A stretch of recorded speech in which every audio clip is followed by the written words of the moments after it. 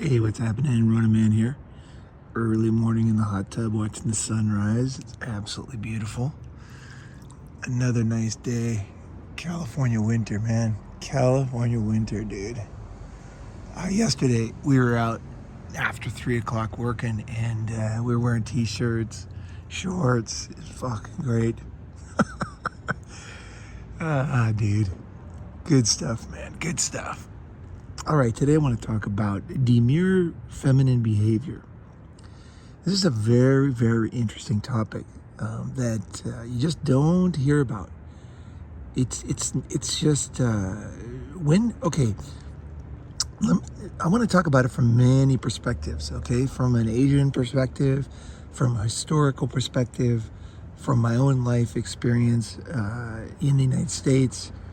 You know, through, as a guy born in 1965, I got to see a lot of the trends that deleted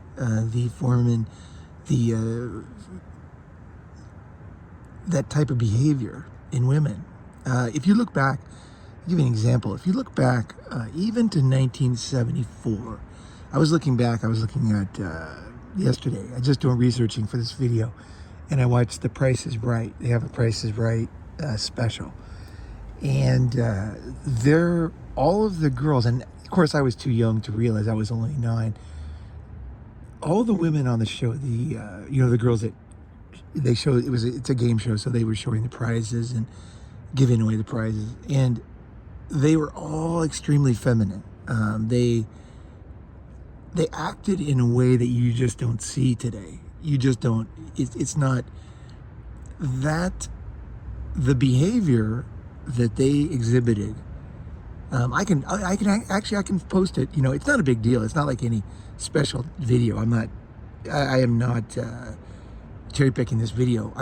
There's not much stuff on the internet of demure for feminine behavior. You know, this was one example I saw of a pretty recent one, right? We're not talking about the 50s here. We're talking about 1974.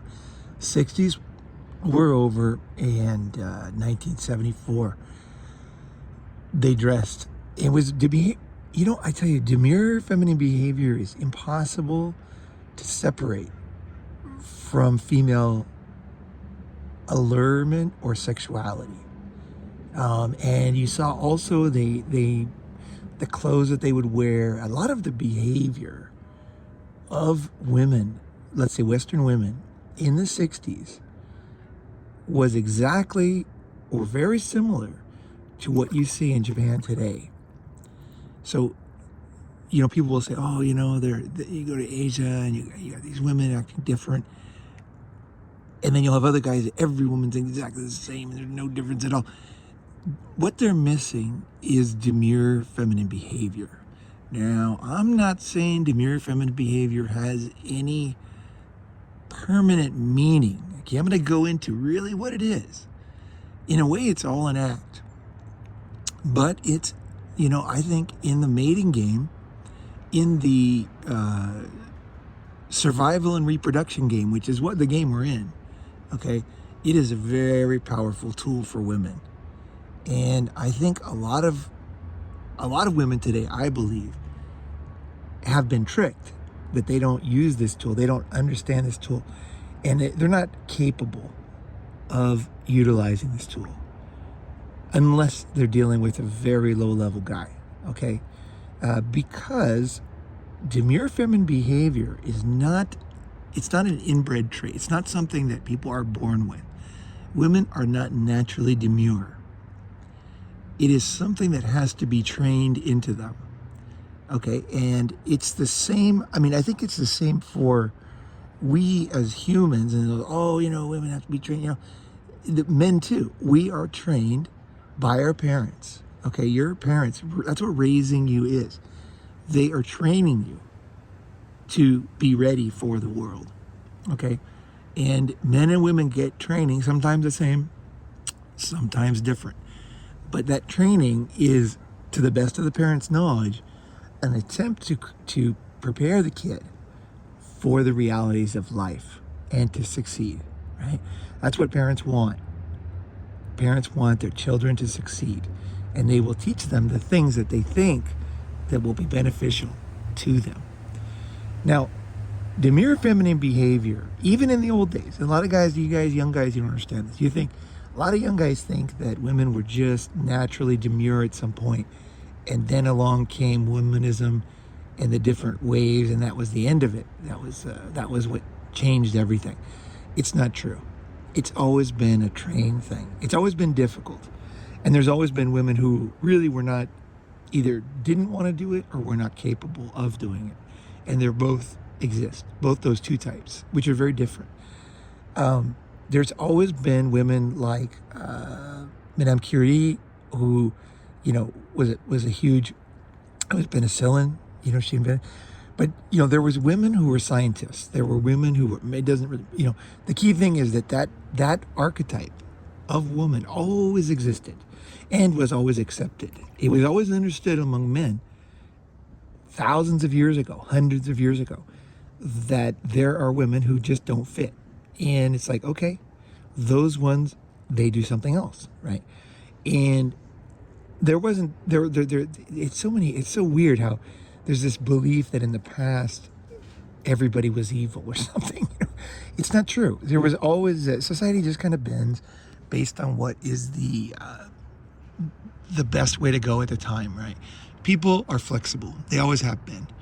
That's how we survived, you guys. That's how we survived to basically rule the world. Humanity is, we're incredibly flexible. And when it comes to women's roles, we are very flexible. We always have been. This is one thing that really drives me crazy, is that it's like only now that, women can do this and that.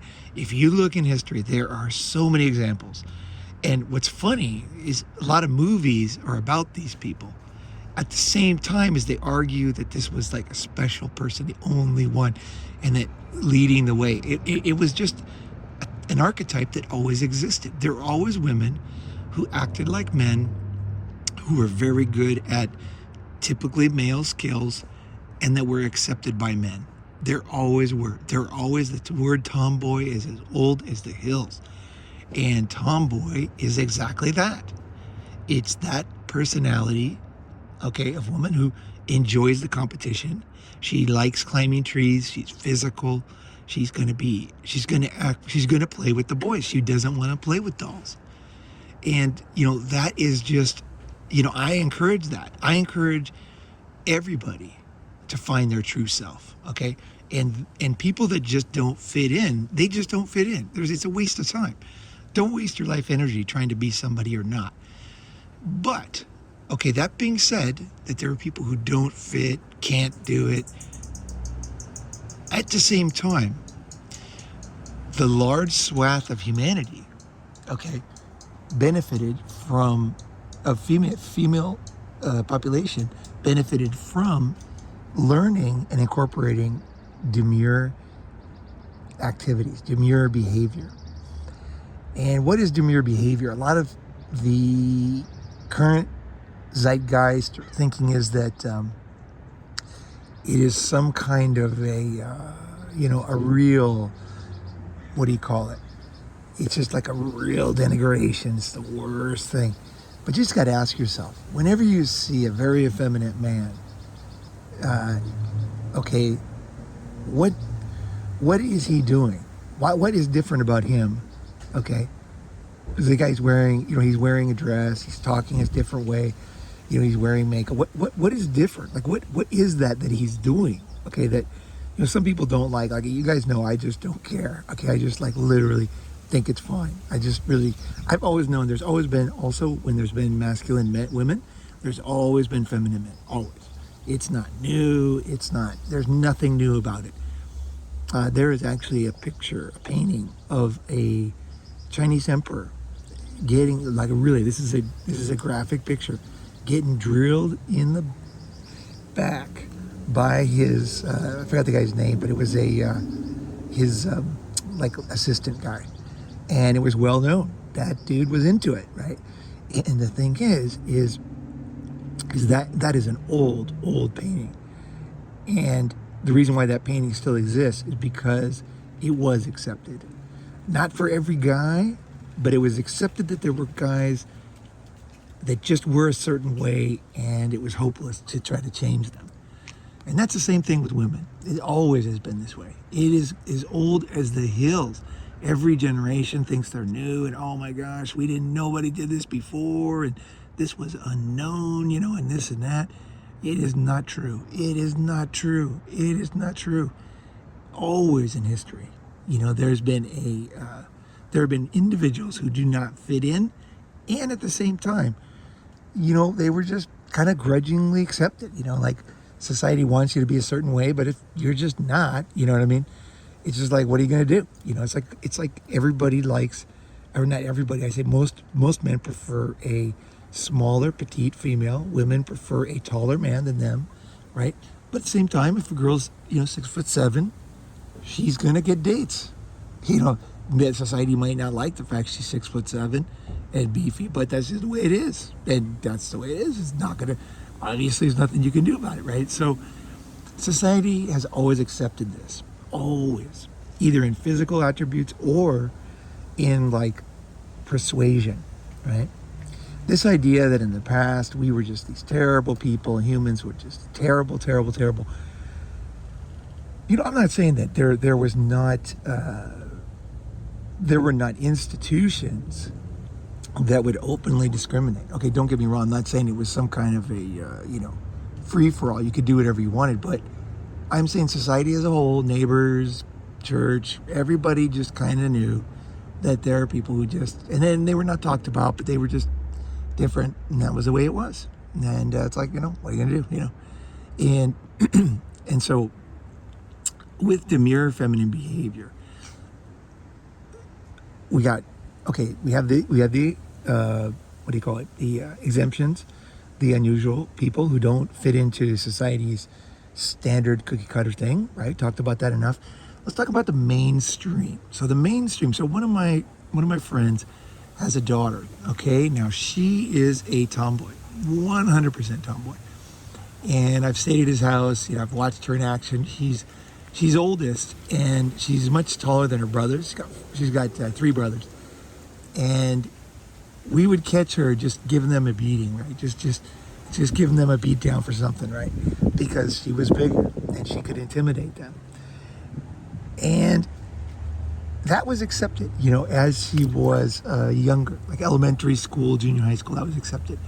But as she got into junior high school and into college, society, I think her parents actually were okay with it, but society started. She wasn't one of those exemptions. She was just a woman who's very physical, competitive, healthy, and athletic, and she didn't take any shit, right? And that was fine. When she got into college, now she's in college, but she started to, at least from my perspective, dress more feminine.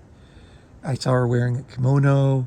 That was a huge shock because she would never do something like that before.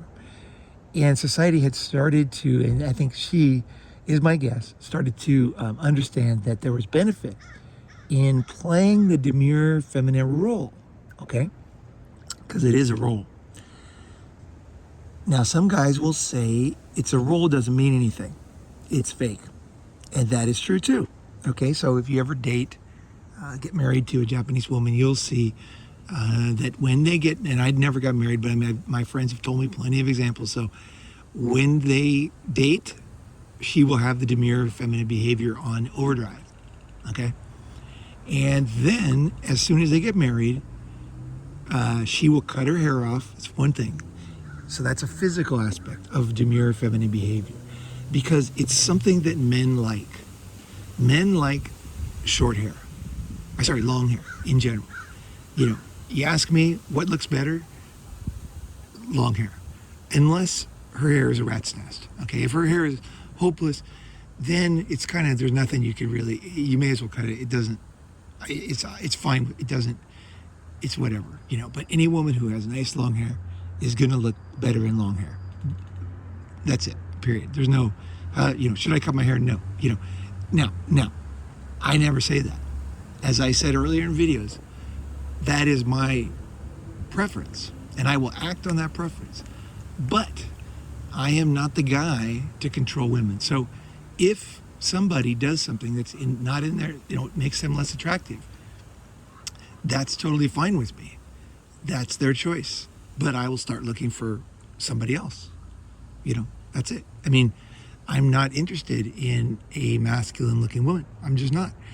And that's just my preference, right? So I think it is wise to consult your partner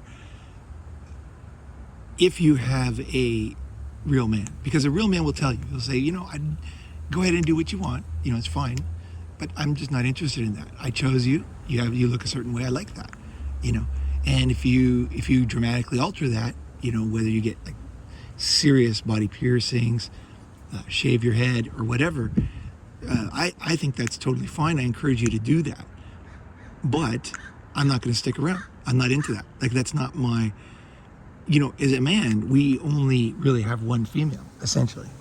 When it comes to, I guess I always talk about it like in a man's heart. Even if you have many, many women, there's only one woman in the man's heart. If you look in that inner, like there's a box in there. And when I had many, many women at the same time, there was always one in there.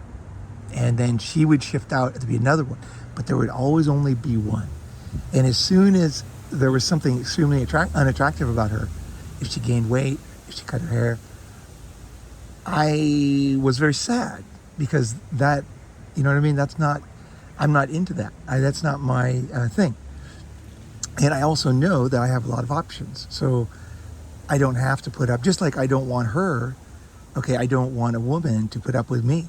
I don't want a woman to, let's say, despise whatever I'm doing. So if she despises, the Ronin Man channel, or if she despises something that I'm doing, something that is me, and I'm not going to change for her, but I encourage her to find other pastors, because you get what I'm saying. It's like the coercion thing, the pressure, the anger, all this stuff is stupid. Just fucking leave. Like, that's it. You're not into it. It's all good. She's fine. And you move on. And, women will often say, I can grow my hair back, but it doesn't really work, actually. Go look, unless she's very, very young, which is, we're not talking about in this. This is not a topic of discussion on Ronin Man. But if she's like, let's say 25, she cuts her hair off, it never grows back the same. Okay? Never. It will grow back more stringy and less beautiful. Now, she's got beautiful hair. She doesn't dye it. She takes good care of it.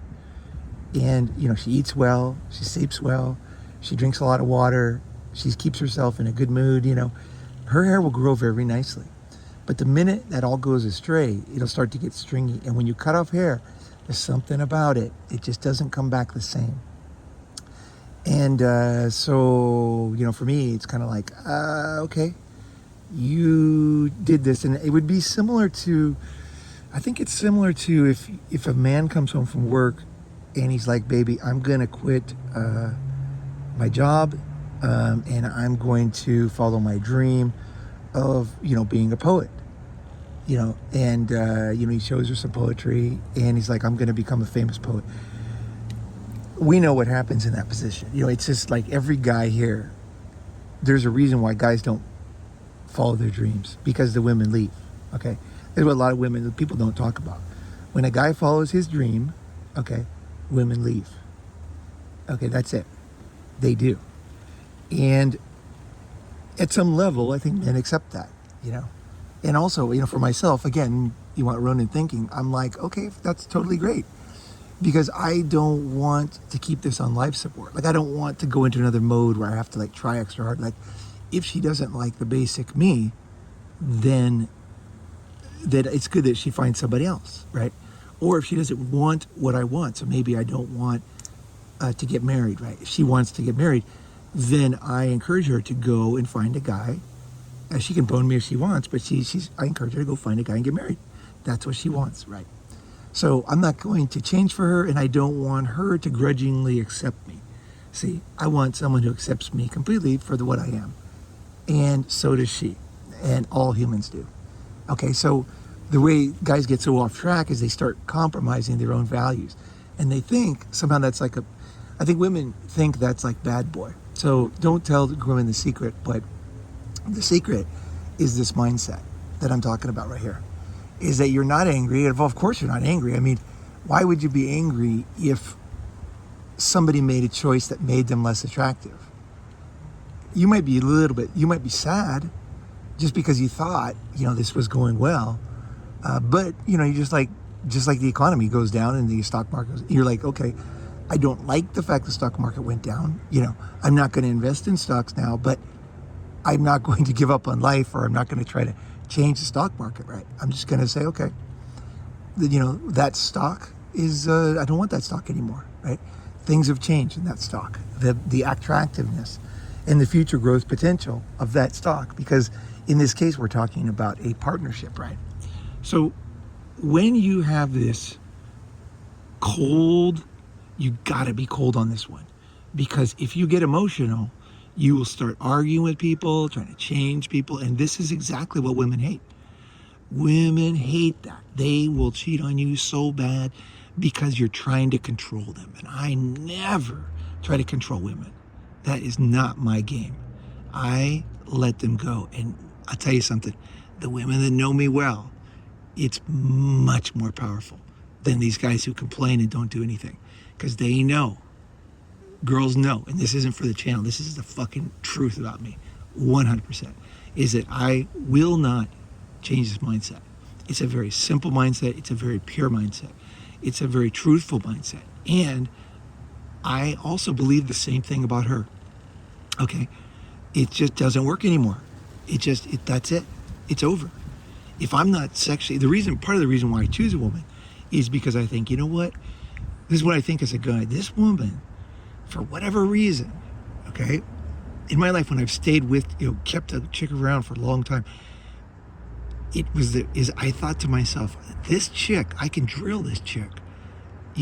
I can really drill this chick many times a day for like a long time. Like, because that is essential in a relationship. You need to have sexual attraction. And for me, it's not some theoretical thing.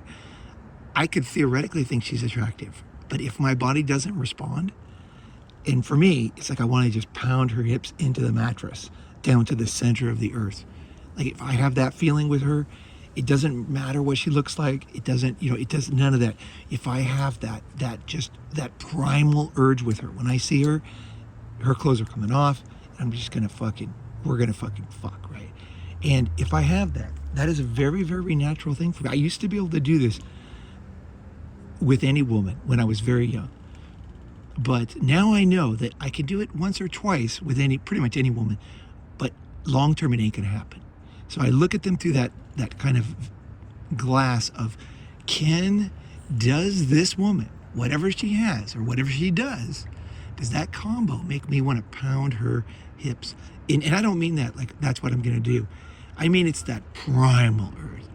You might do a bunch of you might have all kinds of sexual tricks. You might really have a number of skills with women and employ everything with them, because their smell, their look, their everything about their aura makes you want to fucking fuck them, right?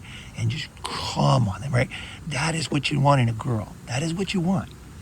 And a lot of guys don't know that. If you don't have that, then you got nothing. That is the key thing, because girls will say, well, that's just sex. It's not just sex, and every woman knows it.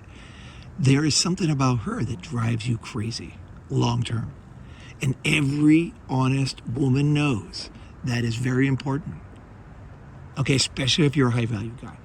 Because she knows that some guys don't find her attractive.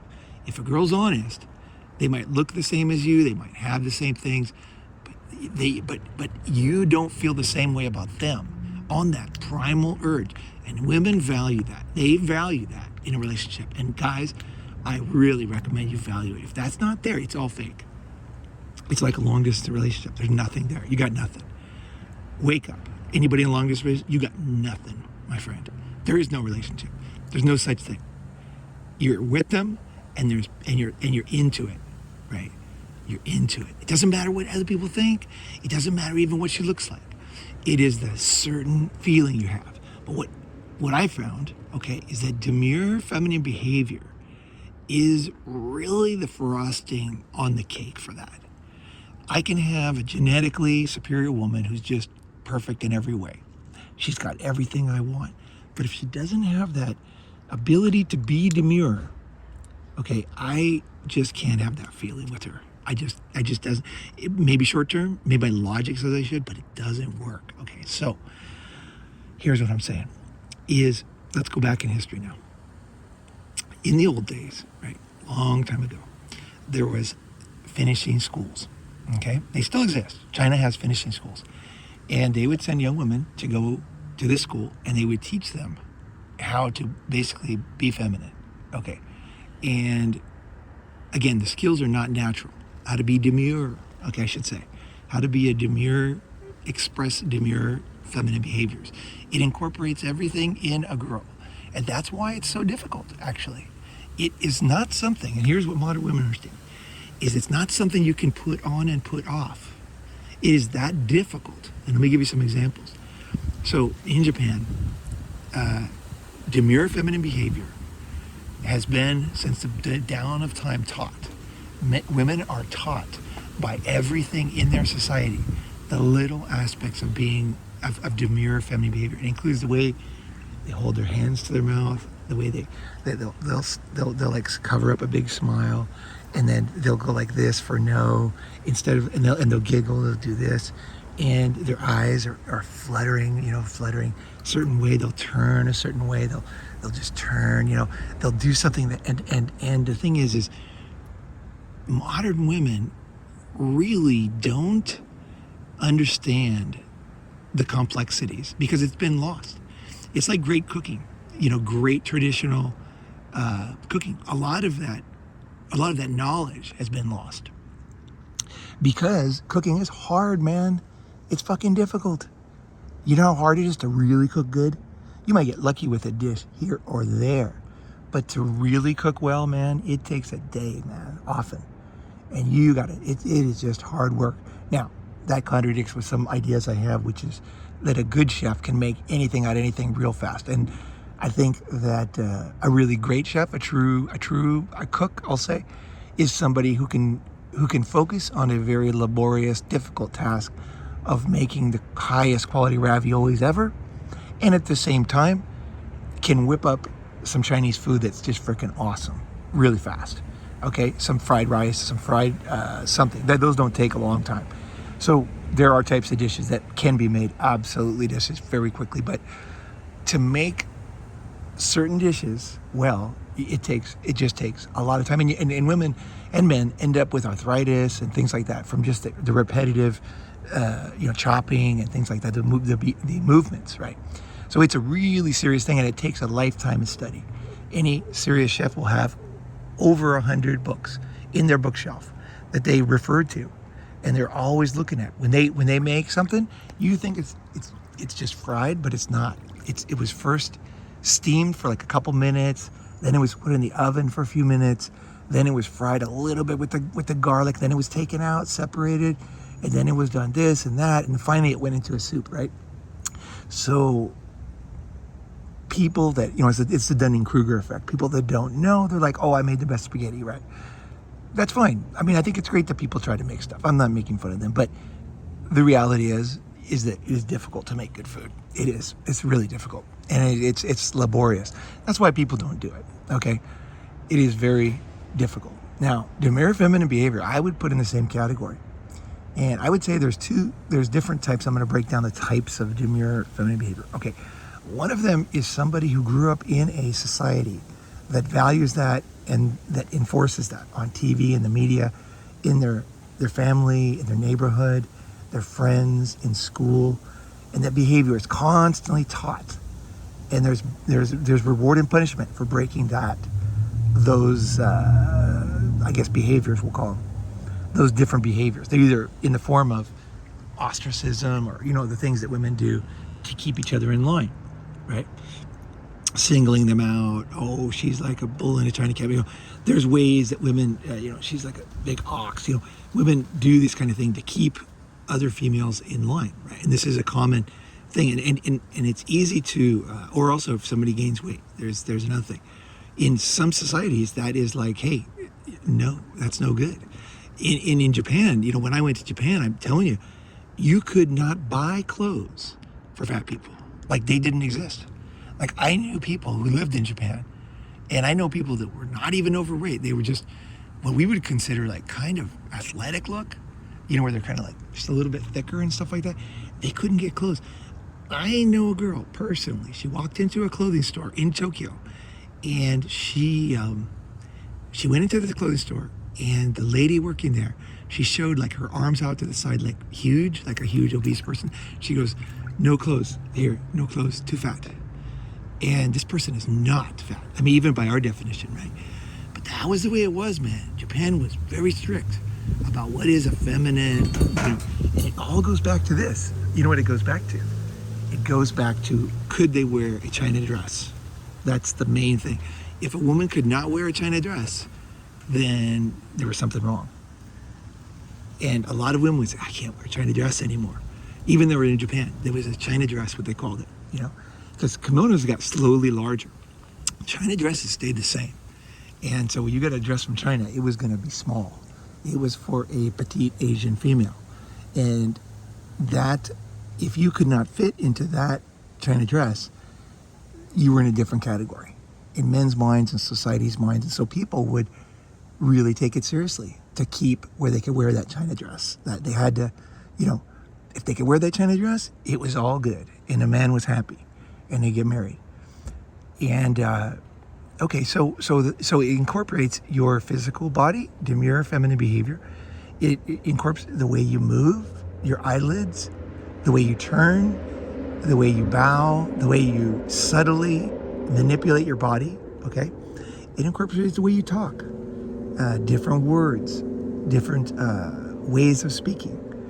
In Japanese language, there's different, all kinds of different pronouns that have always been there, and there's ways of talking about people depending on, it's kind of a secret word for when someone is doing that. So in a company, okay, I'll give you an example in a Japanese company. All these girls were there, and one of them was very, very feminine. And she was feminine, she was cute, she was tiny, she had a nice rack, a real nice rack. And so her name was Sakura. So Sakura, when people talk about her, they would always say, all the other girls, they would say, you know, Suzuki-san, you know, that kind of thing. With her, they would always use her first name. Everybody, all the top management, everybody. I was in the company, I was watching it. Everybody was saying her first name. And then instead of san, they would say chan. Chan is a very affectionate word you would use for younger. It can be used for, obviously it can be used for children, anything. It's a chan. A small dog is a chan. Let's see. Actually, a dog is kind of going to be a chan no matter what. But it's somebody who, you know, fits into that category. That was the way that it was kind of expressed verbally by other people, right? It was an acknowledgement that she was feminine, and it was displaying feminine behavior, and also very attractive to the men. Every man wanted Sakura, right? And I got her, and it really was trouble. It worked out okay, but I tell you, there was a lot of animosity because Sakura was really one of those little feminine fireballs, right? She was a troublemaker. You just look at her, you're just like, oh no, this girl's going to get into trouble, in a good sense, right? So anyway, so there are ways that society acknowledges and openly, and the girls will do it too. The girls are very, very aware of who is that girl, who is that feminine girl, who is acting demure, and they will call her chan too. They won't call her san. And then as a girl gets more and more masculine, they'll start to call them san, right, when they get older. So that's the other thing that changes, is age also is a big factor in the pronouns used in Japan. Or not pronouns, but the extensions after their name. So it's like Sakura-chan, right, instead of san. Now, if she was a boss, if she was a big boss, she could be, if she was like a major player in the industry, and you were joking around or kind of half serious, you might call a guy sama or a girl sama. It's like someone who's just a total master of something, right? And women can be that too. Of an industry or historical figure, you might call them sama, you know, Suzuki sama, you know, because it's like that was a master, you know. And there's no more chan, there's no more san, And there's other words too, but it's just interesting how society had words in Japan that openly acknowledged what was obviously everybody understands. It didn't take any, all the foreigners that went, nobody was like, what are you calling? Everybody was like, oh. They wouldn't even I noticed they wouldn't even cognitively understand, they would just follow along. Foreigners, other people in Japan, they'd just be like, oh, Sakura-chan, And then she oh, yeah, and then she knew it was a sign to her too that you thought of her in that way. So there was a verbal recognition of that. And I think Western society has equal, there's something in society we used to do that is exactly the same. Now, here's the last thing I'll talk about, is a lot of girls would come to Japan with their families. So they would go to school at the American school or one of the other Seishin or, Sacred Heart. They would go to one of these other schools as a kind of an expat kid. And a lot of these, let's say they had different ages, everything from, some kids were born in Japan. Other ones came over, 1-year-old, 5-year-old, 10-year-old, 20-year-old, 30-year-old, 40-year-old. There was different ages, right? I found it very interesting watching the difference. And there was 2 sisters, right? And one sister was born in Japan. The other one came to Japan when she was, I don't know when she was, maybe about 4. And it was interesting because they were so similar, these two, they were really similar. They were really great friends and everything. And it was it was really fun to be around them. And it was fun to watch them, because I could see it was like a sociological study at the same time as they were just very nice people, but for me to watch how they were responding, these were blonde-haired and blue-eyed girls in Japan. So one was born there, one was not. It came over when she was old enough to understand things. Now, there was a picture that really epitomized the difference between them. And that was the younger one was she could wear whatever she wanted on a special occasion, and she wore a kimono. And she looked so good in a kimono. She really, not many foreign girls look good in a kimono, trust me on this. She looked great in a kimono. She just played it perfectly. And it was so interesting because her sister wore a very beautiful Western dress. And I thought, yep, that's the difference. You kind of got to be born there to really get all of the demure female behaviors passed down for the thousands of years in Japanese society. It wasn't something you could just put on. And I've seen many women who put it on. And once you see this, I'll put them into 2 categories beforehand. There's the imposter, and there's the ones that are trying so hard that it's good enough, right? There are so many women that guys accept as demure and feminine, and they are not. It's just the guy's small head thinking. They are out of their minds. They are out of their minds. I can see it in 2 seconds here. There are women who's like, oh, I'll just be demure with one type of guy. It is impossible, baby, to do that. You need to take it seriously, and you need to live in a place where that is custom, or go to a finishing school where your every behavior, the way you eat, the way you cook, the way you move, everything is taught to you of traditional demure feminine behavior. And this was, finishing schools was always a thing with girls, always. Wealthy families always sent their girls to a finishing school. Why? Because it greatly enhanced their attractiveness. Now, a woman, by going to a feminine, be a demure, basically a finishing school, they don't give up anything because they still have everything. So my friend's daughter that is a tomboy, she's always going to be a tomboy. But if she can incorporate, I would say it's similar to when a guy learns how to act in business. There's guys who just don't know. They, like I'm here in Santa Cruz, and I work around a lot of guys who never worked in corporate behavior. They never worked in a corporate environment. And they've just gotten older. They've never learned how to, there's good sides of corporate behavior too, actually. And that's the ability to control your tongue. I'll talk the way I want on a Ronin man, but that's not the way I'm going to talk in a business meeting. I have both abilities, okay, to fully express myself the way I want, and sometimes crude if I feel the word is appropriate. And I can also present, raise money, do very high level, sell high value assets to pools of capital, finance firms like Goldman Sachs, Morgan Stanley. I can present and dress appropriately and act appropriately to close a deal and have a good relationship, because I value that too. I think there's value in having class as a man. A lot of people don't think that anymore. That's why I always wear collared shirts, almost always. Unless it's a very, very styling t-shirt, I will wear a collared shirt because I think that is a big difference in how you are perceived as a man. There's so many nice golf shirts that are not a weird color. They're very, like, say, a business blue. They're easy to care for. You can even get them, very inexpensively sometimes. But it has a nice fit, right? Covers your belly, goes down a little bit, not too far, not a dress, but a nice professional looking golf shirt. That is a very nice, good thing for a man to own. And it's not easy actually to kind of fit your body with that. You have to really try on a lot of stuff, unless you're just like super athletic and you look like, if you look like a Greek god, you're going to fit into them much easier. But a lot of guys, they have to look around to get one. And it's really a worthwhile thing.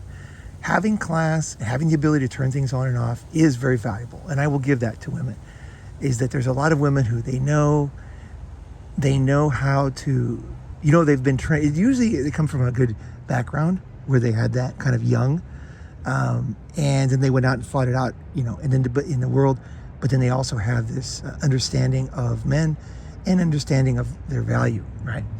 And they know how to balance that, right? Without resentment. They just accept the way the men are, and they're like, okay. And just like we accept the way the women are on this channel, right? We're not trying to change them. I'm not trying to change women in any way. I think the women should do exactly what they want. That's a big difference between me and other guys. I am totally fine, but I'm not going to stick around. I'm not into it. I don't like it. But that doesn't mean, that's a big difference, right? If I go into a store and they change their policy on returns, I'm not going to protest at their headquarters, right? I'm just not going to go back in that store. And I think that is the most powerful statement you can make. And even if it's not powerful, sometimes it is, sometimes it's not. Sometimes that punishes companies, other times they get plenty of sales, so don't be dreaming. But at the same time, it's really all you can do is just, okay, yeah, they change their thing, and I'm not going to come here, I'll go to this other place, It's like no resentment, you're just like, okay, the way you get resentful is you keep buying from them and you keep trying to return stuff, and they keep saying no. That's how you get resentful, right? Or if you don't do your research and you buy something really expensive and then you find out when it's too late, right? So you got to do your research too. And you will get fooled, don't get me wrong. But in general, you do have responsibility to kind of know what's going on. So that's it with feminine demure feminine behavior. It's very similar to high-level business behavior in men and women. Ability to present in a business, in like a boardroom. Now tell me this: if you are smooth in a boardroom and you can present, and you know how you can handle people, you listen to people, you understand what they need, so you can answer questions with an intelligent, response in real time, and you can close a big deal. Like I was kind of encouraging, I was seeing that in Sean recently, and I was like, you go with that, like learn more, don't stop now. You're not there. There's always like someone who has talent can keep going up. You just have to know what's the next step, right? And a lot of it is just, there's finishing skills and there's also knowledge of careers and what they lead to, right? So I'm going to put those two, demure feminine behavior and also business skills, in kind of the same category, because somebody might be in a business environment, right? They might be a certain way, and then in bed with a girl, they might be totally different. That's me. A lot of women are very surprised by the way I am in bed. I'm very decisive, I'm very masculine, I'm very physical, and I'm very sensual. And it just comes out of me like really supernaturally, like just like when I get sad during a video about thinking about something, I can cry. Any expression could come out during sex, and the crying is not really, if I can remember back, it probably happened more than once, and we had good sex. I was very sad about something, and I thought, the best thing we can do right now is just have sex, and the girls would look at me like, you're right, let's do it, and then we would kind of get out of whatever sad news we had gotten or whatever, So having those skills does not mean that you are compromising, okay? This is what a lot of modern women don't understand, is we don't want that. I don't want you to compromise. Be yourself. If that makes you alone, that's great. You should know that. That's your future. And that's not the end of the world, You can have a very nice life alone, right? Don't try to change men. Don't try to change me. And I'm not going to try to change you, right? But having different skills does greatly enhance the value, the type of life that you live. So as a man, buy You might say, that's not me, I can't wear a suit or something. That's just ridiculous. Of course you can wear a suit. I can't, stop saying, these guys, they don't really get it, is that you have the ability to change. And it doesn't matter what age you are, you can improve yourself. And it is to your benefit. And I always encourage that, is everybody to change their own benefit. I would say, if there's one thing I would say to women in this, I think the whole thing is very interesting to women, because a lot of women, modern women, Western women, don't understand that feminist demure behavior is something that really is best learned from birth. And they're coming from behind if they're trying to learn it at, say, 20. It's not impossible. But it is really hard, because their competition is very tough, basically. Because the competition is women who were born with it. Kind of like skateboarding. A lot of pros now, they started skateboarding when they were 3 years old, and they just tore it up at 5. And other guys tried to learn to be a pro at 20, 15, whatever. And it's just not the same, I started to surf a little bit too late for me. I never got it. I never got to be a highly skilled surfer. And it's because of the age thing partly, and a couple of other issues. I had the wrong board, and I was too proud to ask people help, and I made some mistakes myself.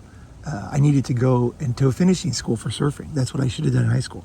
I should have accepted that I wasn't getting it. It wasn't coming together for me. And I just had too much pride to do that. I was ashamed, basically. It wasn't pride, but I was ashamed. Like if I went to surf class or asked people advice, I just kind of went out there and sucked it up. That was a bad strategy for my surfing. I really wish with all of my heart I would have gone back, and I would have been super humble about it and said, hey, I'm just not getting this. I don't cut a high line in the wave.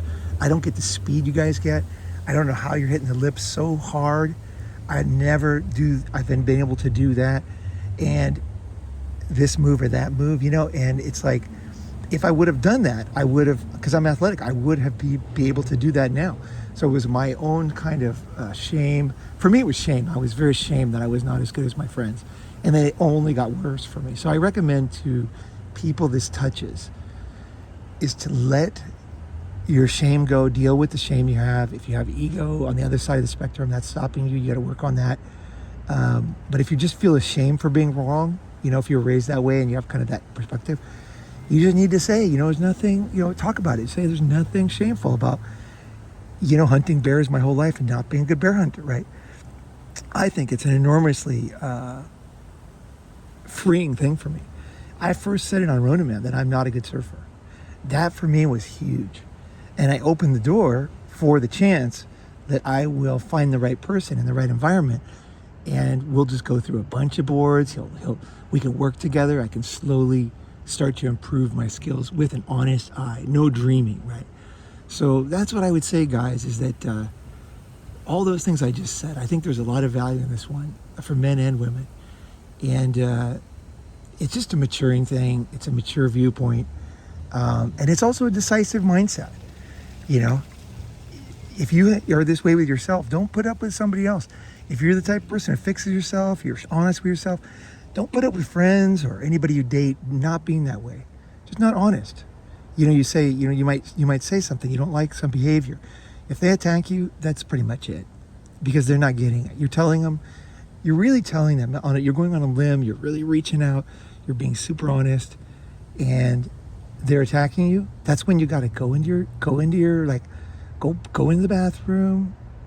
Tell them, just put on a fake. Just say, I got to go to work. I just realized, and go think about it. Go sit by yourself wherever you sit and think, and just think, what did she just do? What does that really mean? And when the meaning usually is you don't want to face, is that not only will they not change, but they will attack you for pointing out their flaws. You just have to say, you know what? Is this a willing student? Is this a willing partner? And you're like, if you know anything about life, you'll be like, no.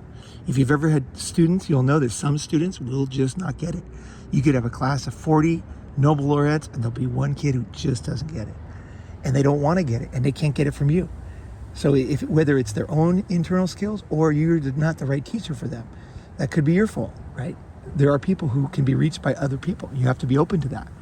you can't reach everybody.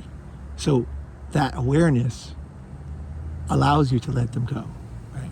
Because maybe they'll find somebody who will actually help them, right? But it's not you, right? And then you realize, like, there is no other choice. Ronin man's right. There's no, that reaction told me everything I need to know. There's nothing else to know. Hold on to the truth. When you get those glimpses of truth, I've talked about this before. It's like a facial expression for hundredths of a second. It's like everything in your mind wants to forget it as a man. You want to forgive, you want to do this, but you know at that moment it ain't ever going to change because of the way they look at life. Do not continue, because it's not good for your soul, it's not good for your future, it's not good for them. Women and men do not like being told what to do. That's why you're looking for somebody who gets it. As a teacher, as teaching people, Unblackmailable, and on these videos, I carefully screen. I'm looking for men who want to change. I'm not looking for somebody who's going to give me money, because that just depresses me. I want you to change, man. I'm looking for students that are ready. I'm going through the whole world to find those people. Someone who has that knowledge and awareness and skill and determination to improve themselves all the time. If you're not seeing that, it ain't the right person, right? It's not going to work long term. So there you go. This will release. Once you go do some circling or whatever it is that you saw, like there was a circling video in the last summit, do whatever you do to meditate. I like to go underwater, whatever it is, and honestly think, what's really happening here? Am I ignoring this? And you're like, the truth will come to you. The truth will come to you. Don't worry about the reaction, then just make that decision. Take your time to take the actions. Don't get yourself in trouble. Don't be an idiot. Don't be emotional. Plan it out. You know it's over. You're done. Then talk to somebody and make a plan. Don't just go, because when you go and complain, what you're doing is still trying to change them. See, from then on, it's black box and good plan and out the door. Because you already know. How many times in your life did you ignore that voice? And what did it give you? Ask yourself. All right, guys. Thanks for watching.